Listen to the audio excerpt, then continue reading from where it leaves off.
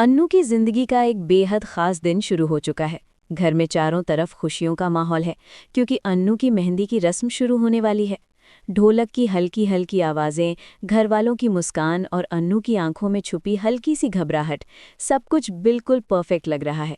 अन्नू भी इस पल को दिल से एंजॉय करने की कोशिश कर रही है, लेकिन कहीं ना कहीं उसके दिल में एक अजीब सी बेचैनी भी है, जिसका कारण वो खुद भी ठीक से समझ नहीं पा रही।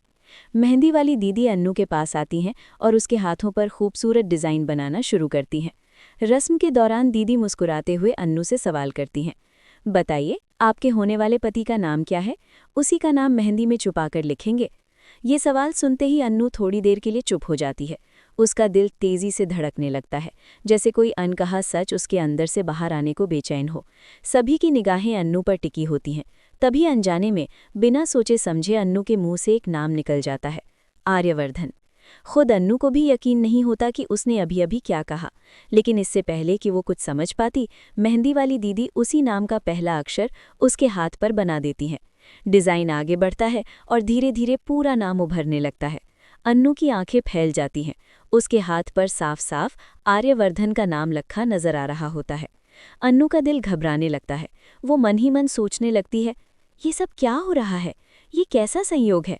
मैं तो हर वक्त मोहित जी का नाम लेने की कोशिश कर रही हूँ, फिर उनका नाम क्यों नहीं आ रहा? आखिर क्यों हर बार आर्यवर्धन सर का ही नाम सामने आ जाता है?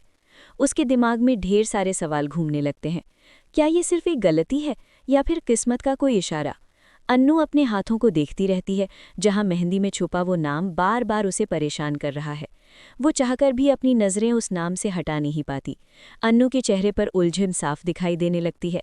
बाहर से वो मुस्कुराने की कोशिश करती है, लेकिन अंदर ही अंदर उसका दिल किसी अनजाने डर और अजीब एहसास से भर जाता है। उसे ऐसा महसूस होने लगता है जैसे उसकी ज़िंदगी उसे किसी ऐसे मोड़ पर ले जा रही है जहां उसके सारे फैसले खुद उससे सवाल पूछने वाले हैं। अब सबसे बड़ा सवाल यही है, क्या ये सिर्फ मेहंदी की एक छोटी सी गलती है या फिर अन्नू की किस्मत उसके लिए कुछ और ही लिख चुकी है?